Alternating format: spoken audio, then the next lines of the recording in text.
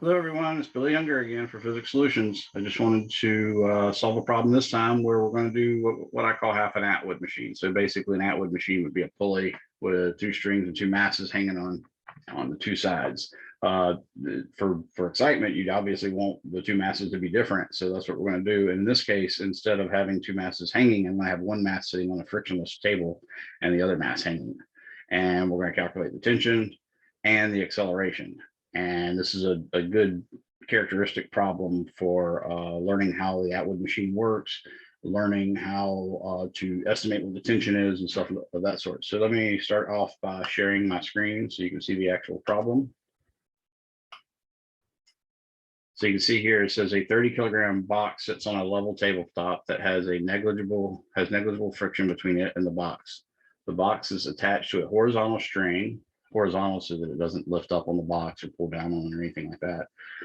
It's attached to a horizontal string that runs over a pulley attached to the end of the table. On the other end of the string is a 20-kilogram box hanging in the air, but initially being held in place by a student. Once the hanging box is released, ignoring the negligible air resistance, in other words, air resistance really is negligible here, what will be its acceleration downward? And then B, what is the tension in the string?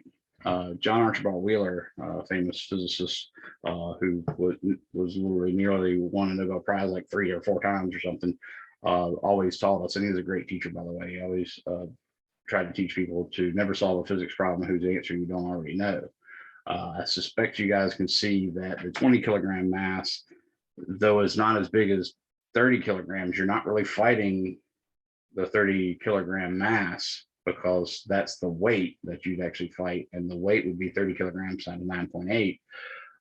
In this case, we're doing 30 kilograms times 9.8, but that's being fought by the table. Really, all the 20-kilogram mass is fighting is the inertia of the 30-kilogram block. So you might suspect that the tension, of course, holding the 20-kilogram block from falling at 9.8 meters per second is less than obviously 20 kilograms times 9.8. If it was exactly equal to that, then the box hanging would actually just sit perfectly still. If it was more than that, then the box would actually, the hanging box would actually lift up. That doesn't make any sense. So you sort of reach the conclusion that obviously the tension is going to be less than the weight of the 20-kilogram box. Again, 20 times 9.8, which would be 196 newtons. So there's a good guess of what the answer is going to be. In this case, you are going to have a force of, like I said, around 196 newtons pulling an object that has really a mass of 30 kilograms. So you can guess that it's going to be well under G for the acceleration. So there's a couple things we can shoot at. So what I'd like to do now is go ahead and turn on my document cam and solve the problem as stated. Notice 30 kilograms, 20 kilograms, horizontal rope, tension, or excuse me, causing a tension, causing another tension, but it's over a pulley, and we're assuming the pulley will be massless and frictionless. Once we start rotational motion and this study torque, we can actually treat the pulley as well as if it has a mass and as if it even has friction. So let us stop sharing and start doing. So now I'm going to turn on my document cam and start solving the problem. When you're doing these problems, it's often tempting to try to draw one free body diagram or to try to just make one Newton's second law.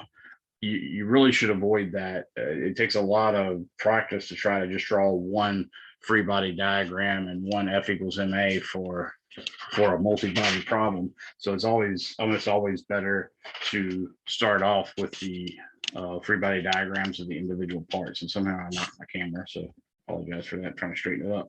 So what I want to do is first draw the free body diagram for the block that's actually on the table. So I'm going to say this is my block on the table. I'm going to say to the right is the positive direction because that's the direction I'm expecting it's going, because obviously the rope went, or the string ran around that way and then over the pulley, and then this box is going to pull it.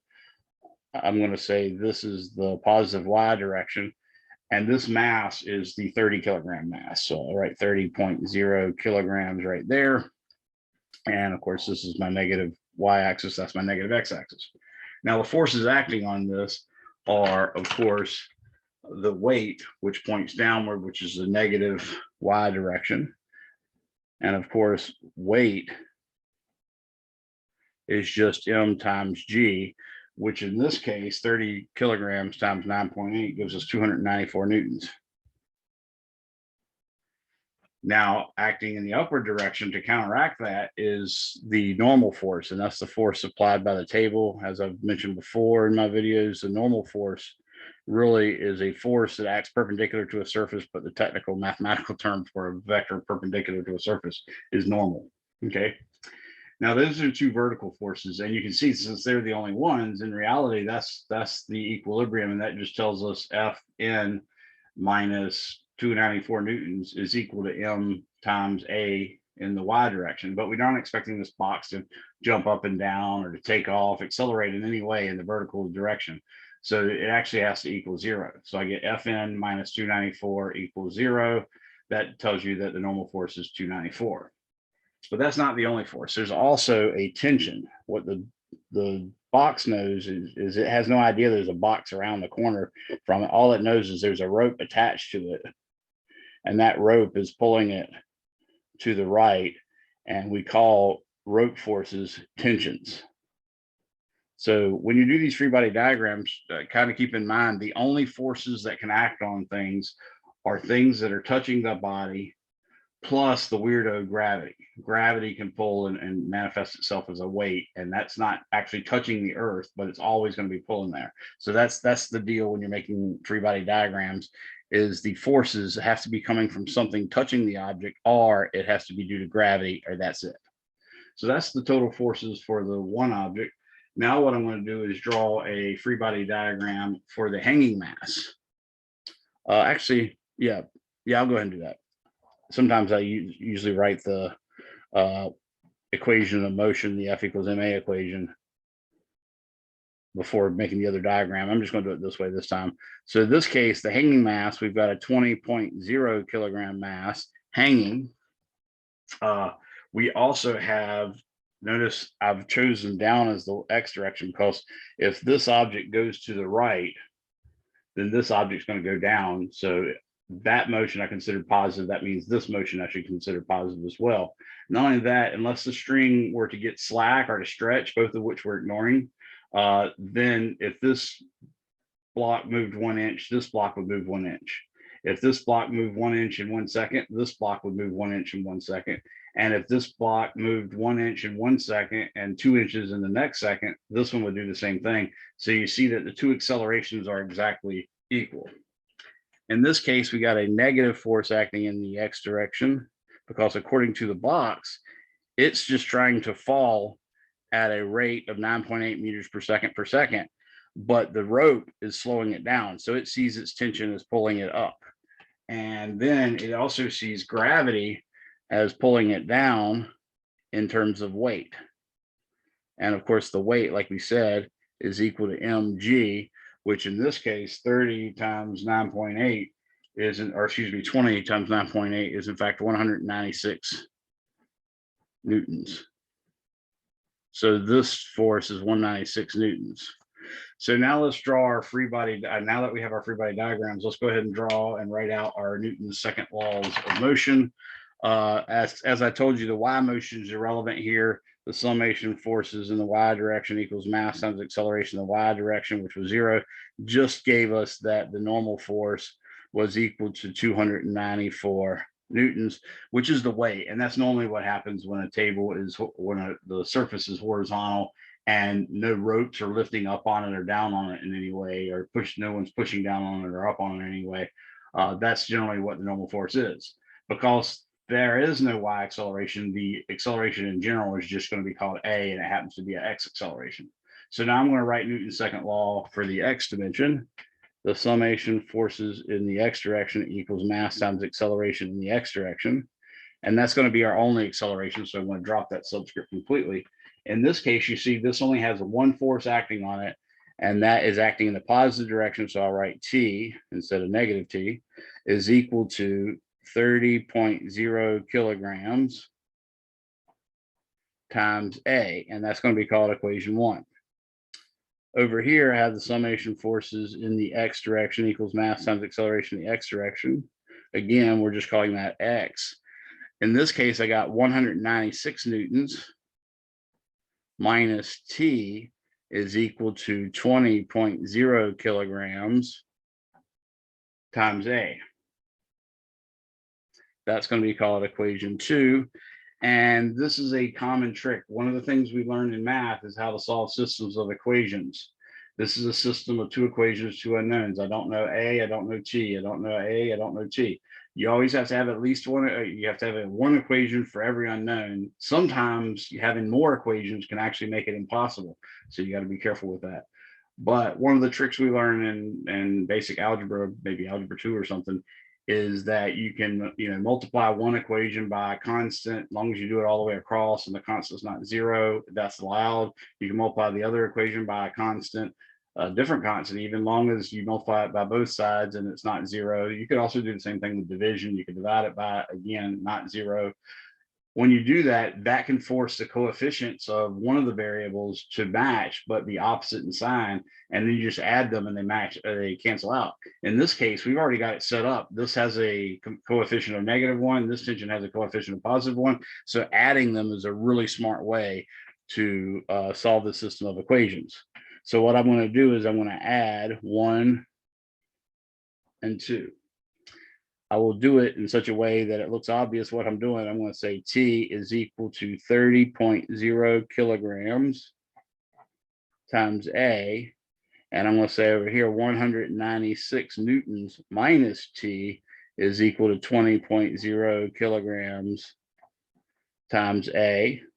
Again, these A's are identical because that whole argument I made about it moving an inch in a second, moving an inch in 1 second, and 2 inches in the next second.